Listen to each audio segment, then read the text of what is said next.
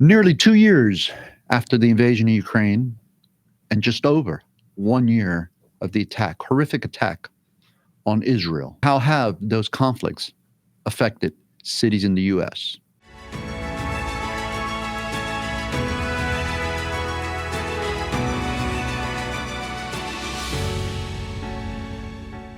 Today on Bets and Badges, we have the honor of introducing and speaking with Mayor of the city of Sunny Isles. I am Robert Asencio, and alongside of me, I have my co-host, retired police chief and military historian, David Magnusson. How are you, David? Doing great, Robert. How about yourself? Outstanding. Excellent. Mayor, welcome. Let's get into it. Thank you. How are you?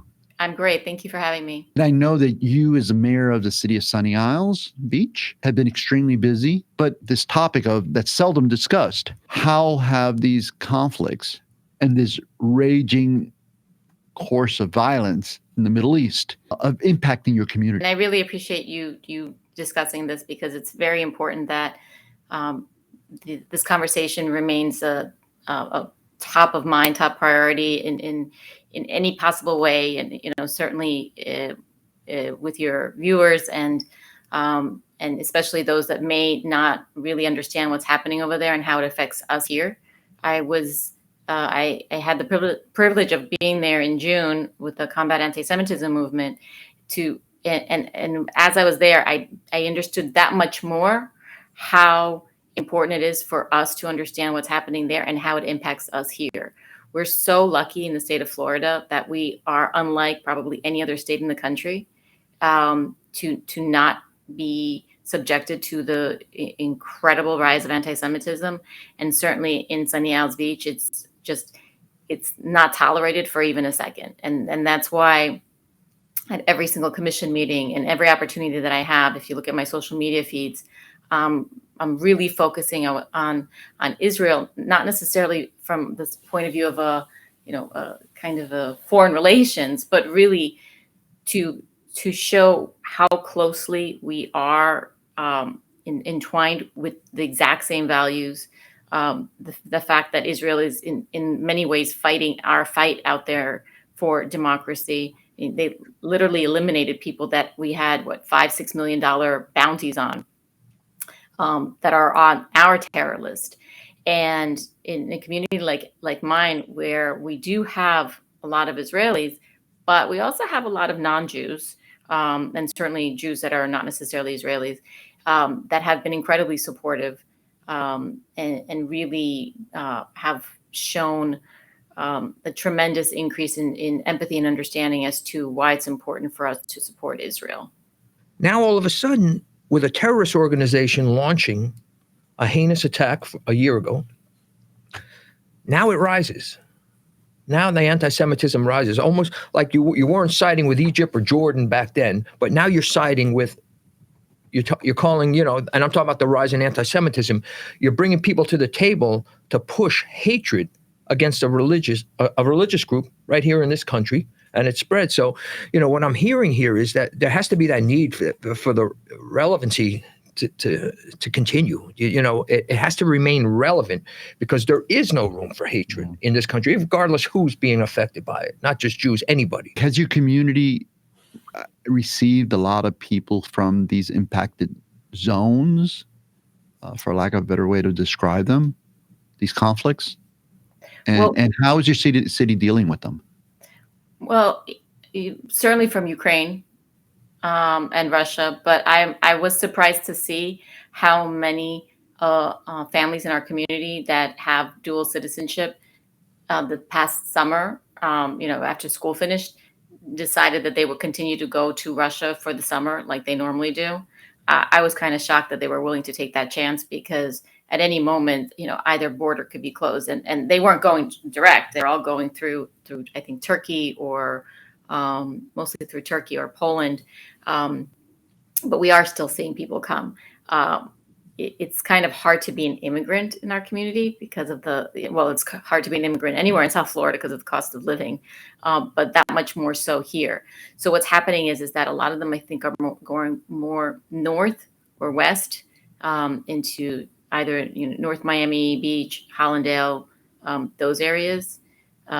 certainly with Israel, it's a lot different. What we saw was what a lot of people saw. There was Americans that went to Israel to go in with and help with the war effort. It's a sort of a different relationship because you don't necessarily need, you don't need to get a visa to come and visit from Israel. I think you can be here up to 3 months for sure without any sort of special visa. So the impact has been mostly from Ukraine. And we had talked about in the last show about mental health, right?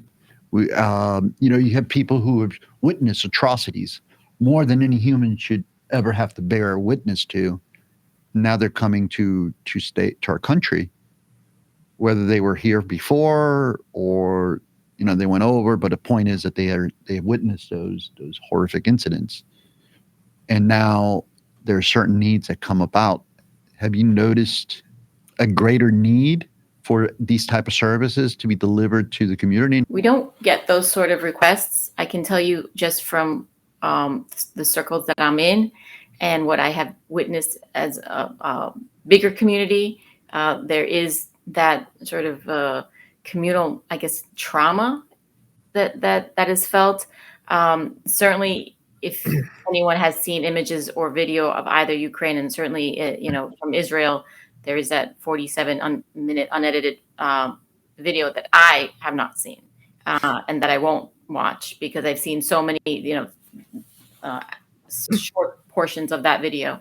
And we've had community groups here that have brought soldiers from Israel that have been wounded, either from those that have lost limbs to being extremely impacted by PTSD.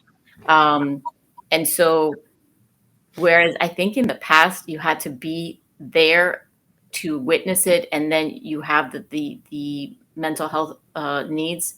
Now you could just do it virtually, right? Anyone that's wanted to has seen it, and I can't imagine not being impacted by it. And as a mayor, it's not something that we really even talk about.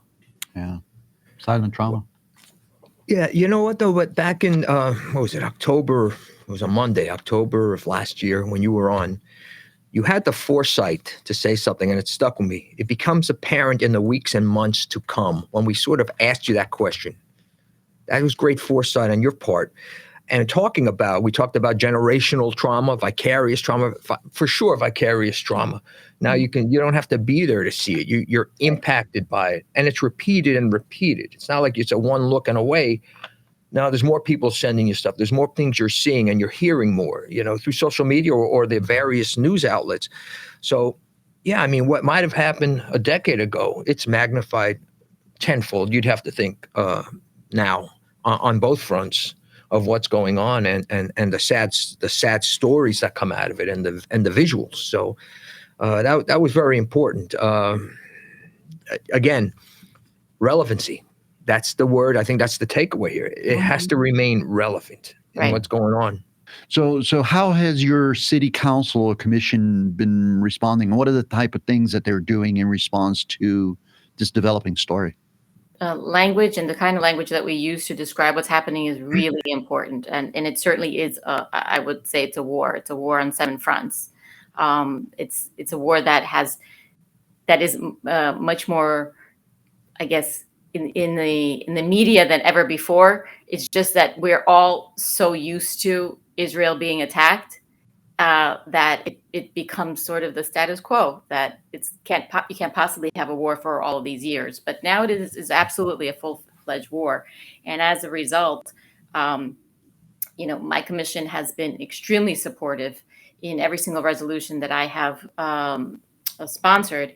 And the last one that we had, going back to the idea of understanding history and understanding the importance of using the right terminology, we recognize the proper historical and biblical name for Judea and Samaria as what we will refer to it as now, rather than the West Bank. And that is huge. We're as far as I know, the only municipality in the country that has done that. We will not have any relationships, specifically sister city relationships, with any state, country, so Ireland, Spain, Norway, that recognizes and supports terrorism, Hamas, Hezbollah, Houthis, whomever it is. We unequivocally stand with Israel in every possible way. We right now, as we speak, have an incredible installation by world-renowned artist Luli, where is conceptual installation of caged pacifiers to symbolize the effects of war on children, and then an outdoor installation of also caged tears, actually using the water from the ocean, again to symbolize the pain. So we're very much aligned as a commission to do all things necessary to support in any way we can. As a municipality, we don't make foreign policy, but our little bit that we can do, we have done. It's not just what's happened in the past; it's what is coming next. I mean, everybody. If you're looking at foreign policy per se, right? Right now, in the present, what is Israel's response going to be to Iran? And then in kind, what's Iran's response going to be? Because there's threats being made, and that too adds to the trauma. It's a cycle. And so it's good to see positive steps being taken that I would have to think help alleviate, at least locally here, some of the stressors that are going on. That positive steps are being taken, right? Proactive steps, maybe that's a better word. And I think that's a good thing. Yeah, PTSD comes in, right, to play. So how do you see this thing unfolding? I mean, this war unfolding, Mayor, now, and I know you don't speak for the country, and I know you but this is just a personal question that I have from me to you. Is it a continued escalation? It's very personal to me. I have most of my family lives in Israel. So the bulk of people with my last name are all in Israel. So it's very personal. I agree with what a lot of people have been saying that have been staunch supporters of Israel, not necessarily Jews, that this is the moment for Israel once and for all to end whatever terrorism is surrounding them, and really make it very clear that they will no longer tolerate being attacked. And from speaking to, for instance, the governor of Samaria, who happens to be very right wing, they are looking at our elections, and they believe, and I tend to agree with them, that the outcome of our elections is going to affect whatever happens there. Not necessarily that they're going to change what they're doing, but perhaps the support for what they're planning to do may change. But I do believe that their intention is to eliminate, in whatever possible way they can, additional threats to their sovereignty and to their people.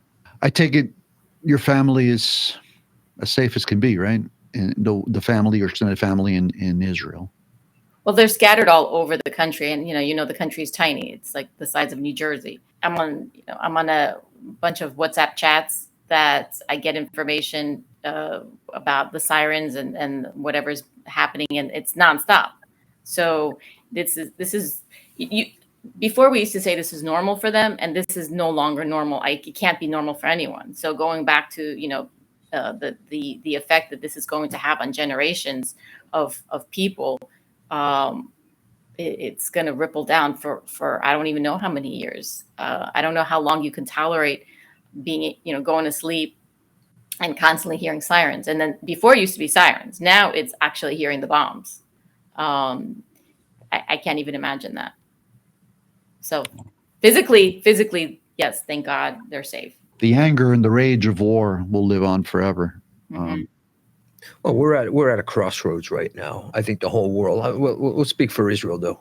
It's a crossroads right now. I think the mayor summed it up great. I'll go with your first statement that the world it is crossroads. Mayor, we have 2 minutes. Would you like to give us some closing thought? Yes, I want to add that so much of what the what I would call what's happening on the college campuses, and those that are not understanding the conflict, what they're screaming and yelling about shows such an intense, highly educated people that are not educated at all about history. And, for instance, the relationship of the Jewish people with the Iranian people, with the Persian people.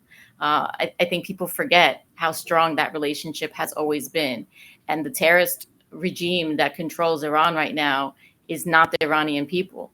And, a lot of this is potentially going to culminate not just in Israel or the US doing something, but those people now finally feeling like they're being supported, so they can have, so they can have the agency to be able to choose their government in a way that's going to not just impact us, because it's going to help us and foster democracy, but really allow those people to flourish as they should have and have not been able to for the last 40 years? No, more. So I appreciate you continuing to have this conversation, and I think that in the next few months, it's going to be a very different world. We must continue to share the information. Mm-hmm. Whether we agree or not, we must continue to share the information because it's humans, and we must find peace so that we can all survive and live on. Mm-hmm. David, any last thought? Mayor, thank you for your insight. Thank you very much, because it's important. And I certainly, I did not know, and I certainly appreciate the proactive steps being taken in your city. Mm-hmm. Well done. So on that note, this has been another episode of Bets and Badges. We have been interviewing and speaking with the mayor of the city of Sunny Isles, Florida, Mayor Larisa Svechin. We thank the Miller brothers, Grant, Michael Miller, the Miami's Community News team, our producer behind the scene, Danielle. You, the audience, look forward to speaking with you next time. Catch us on all podcast platforms under @Bets and Badges, or you can visit our website, betsandbadges.com. If you don't get it, it's Bets and Badges. Talk to you next time. Thank you.